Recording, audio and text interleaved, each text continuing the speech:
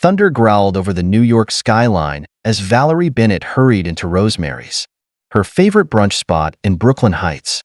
At 19, Valerie was a brand new nursing student on full scholarship at NYU. She wore her grandmother's knitted shawl over a sensible blouse and skirt, an outfit that captured her mix of youthful poise and practical modesty. Seated at their usual corner table was her fiery best friend, Phoenix Rodriguez, flipping through an iPad with single-minded focus. Copper-haired and sharp-tongued, Phoenix had inherited her father's private investigator business straight out of high school. She had been pestering Valerie about her non-existent dating life for months now. "You're late, Virgin Queen," Phoenix teased, motioning Valerie to sit. "Last chance to back out before I create a dating profile for you myself." Valerie rolled her eyes. "I'm not a prude, Phoenix. I'm just selective." "Selective?" Phoenix snorted. "Try impossible. You're gorgeous, brilliant, and turning down guys left and right. It's a crime." Thunder cracked outside, making the restaurant's crystalware tremble. The autumn storm raging beyond the windows suited Valerie's mood, equal parts restless and apprehensive. "All right, fine," she said, surprising even herself. "Let's make a bet. I'll match with the first guy I see on a dating app if he proposes within a year. You pay for the entire wedding." Phoenix's eyebrows shot up. Then she burst out laughing, nearly spilling her mimosa.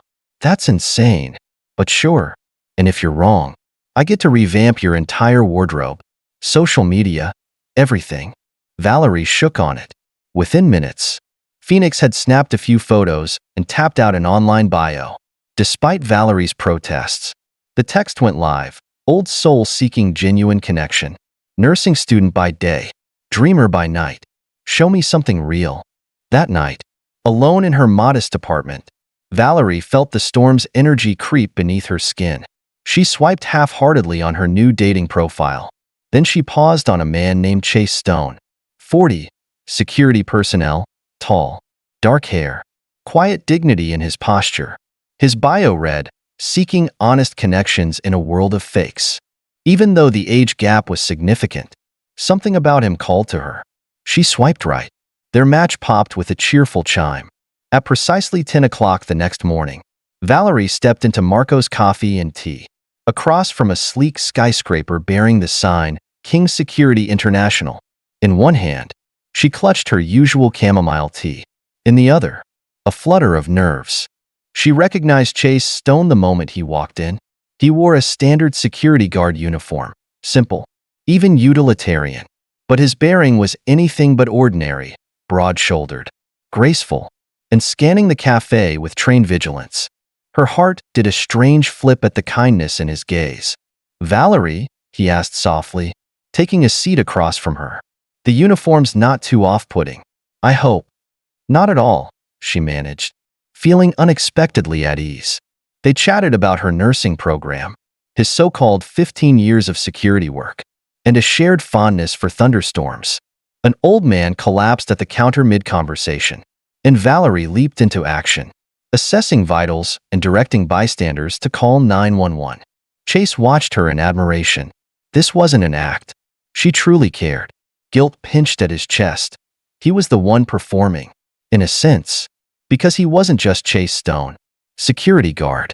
He was Chase King, billionaire CEO of King Security International, standing a mere 50 floors below his real office.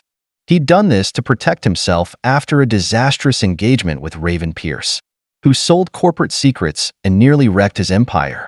Pretending to be an ordinary guard felt like a safe experiment. If someone cared for him while he was nobody, it would confirm her sincerity. But as he watched Valerie kneel by the fallen elderly man, giving instructions to paramedics, he felt more than relief. He felt a tug of real emotion. They exchanged phone numbers at the end. Valerie had no idea the tall, reserved man with kindly eyes was actually worth billions. Chase had no idea that her bet had begun as a dare. Both left the cafe unaware that their illusions would soon collide. Over the next 3 weeks, Valerie and Chase met daily, casual lunch breaks, coffee after her nursing classes, weekend strolls through Brooklyn. She brought him homemade sandwiches, He listened earnestly to her dream of improving hospital security. Once, she teased, "You seem to know so much about advanced security systems. Guess 15 years at King Security teaches you a lot." He masked his surprise swiftly. "I've always been a detail-oriented guy," he said, which was more truth than lie.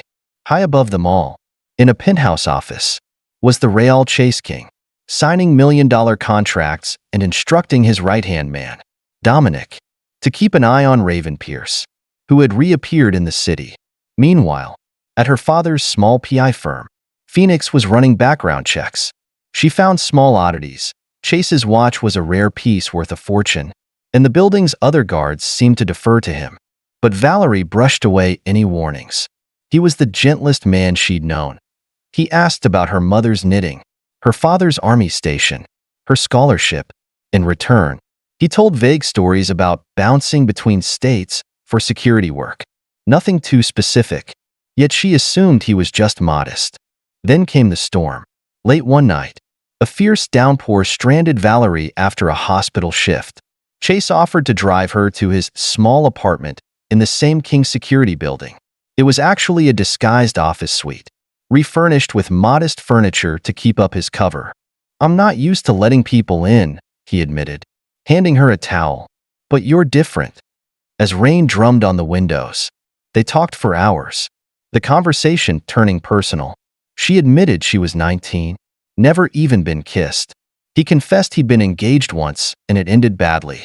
The tension crackled like the lightning outside. At a certain moment, neither could deny the pull. Their first kiss tasted of storm and yearning. One kiss spiraled into another, until they found themselves surrendering fully, Valerie's innocence meeting his guarded heart. It was tender, urgent, transformative. The morning after their passionate night, Valerie caught sight of a glamorous redhead in the building lobby. The woman looked at Valerie with a smirk. "Ah, you must be the new toy," she said cryptically before security guards hustled her away. That woman was Raven Pierce, Chase's ex-fiancée, lurking to sow doubt. She whispered something about king and costume, enough to rattle Valerie. Meanwhile, Phoenix's investigation broke open. She discovered corporate documents revealing that King Security's founder was Chase King, not Chase Stone. Photos from charity events showed a man with an uncanny resemblance to Valerie's security guard, only in suits costing tens of thousands. Stunned, Phoenix confronted Valerie with the evidence. "The uniform's a lie. He's a billionaire CEO. And that woman, Raven, used to be engaged to him." Valerie felt betrayed. She'd opened her heart, shared her body, all to discover the man she loved wasn't who he claimed. She confronted him in the security office they'd used as a makeshift home. "Why hide who you are?" "I was protecting myself," he said, tormented. "I needed to see if I could be loved for me, not my money." "And me?" she whispered, tears in her eyes. "I was just your experiment?" He tried to protest, but Raven escalated her scheme. Feeding tabloid stories about the fake relationship, photos emerged of Chase stepping out of a Ferrari, wearing suits, fueling the scandal. In a heated confrontation at a cafe, Valerie demanded answers. "I wanted to tell you, but I was afraid," he pleaded. She could barely hear him over the din of heartbreak and broken illusions. "Oh," she said in a trembling voice, "I guess we're both fools." Then, and walked away, leaving him staring miserably as she hailed a cab. In the following weeks, Valerie immersed herself in her nursing studies, volunteering extra shifts at the pediatric ward. She was too hurt to talk to Chase, and the swirl of media gossip about his charade only deepened her sense of betrayal. Chase, for his part, tried to do damage control with his board, who demanded he appear publicly with a respectable partner. Raven spread rumors he was engaged again, fueling speculation, but he refused to pretend anymore.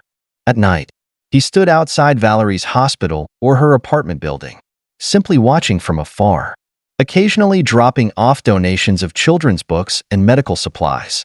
She learned of it through a young patient named Maya, who said, "He never comes in, just looks so sad, like he's waiting for someone to let him back in." One evening, Phoenix visited Valerie with final proof of the bet's irrelevance. You fell for him. Val, it wasn't a game to you. And from everything I see, it wasn't a game to him either. He's broken. Yes, but real. Thunder rumbled again, as if to emphasize the city's stance in their relationship. Valerie realized she still loved him. If a relationship was real, it was real, uniform or not. They finally agreed to meet back at Marco's Coffee and Tea, where it all began. No more illusions. Chase arrived in a simple sweater and jeans, wearing his expensive watch openly. Valerie nursed her chamomile tea, trembling. She had questions, but mostly she needed to see his eyes. Why? She asked, voice tight. Why deceive me so thoroughly? I was terrified, he confessed. After Raven's betrayal, I thought no one could love me for me. So I hid. But every conversation we had, every smile, every kiss, was true. I swear. She exhaled, tears pooling. I realize that now. I see how you listened, how you funded my security proposal behind the scenes, how you volunteered for night shifts just to see me. I'm just hurt you never trusted me enough to choose honesty sooner. He reached for her hand across the table. I'm done hiding. All that matters is you, Valerie. Not your bed, not my empire. Just us. They talked for hours, ignoring the stares of curious patrons. By the time they left, hand in hand, the resolution was clear. They would start fresh, with real identities and real feelings. And they did. Valerie soon graduated nursing school with top honors. Chase, proudly seated in the front row, clapped hardest. The next week, her hospital security project was presented to King Security's board by Valerie herself. Calm, eloquent, and deeply informed, she won unanimous approval to implement her pediatric ward safety plan nationwide. That night, they strolled through Central Park. Soft rain began, reminiscent of that first stormy night. Chase paused beneath a blooming cherry tree, face solemn. No more masks, he whispered, pulling out a velvet box. Opening it revealed a black diamond ring that glimmered in the faint lamplight. Valerie Bennett, you saw me, the real me, when I was hiding. You saw me at my worst, and taught me how to love again. Will you marry me? Not because of a bet or a secret, but because we choose each other? Tears blurred her vision as she gasped a yes. The King Security Autumn Gala was meant to showcase the new hospital security initiative. Instead, it nearly turned into a fiasco when Raven stormed in, brandishing accusations.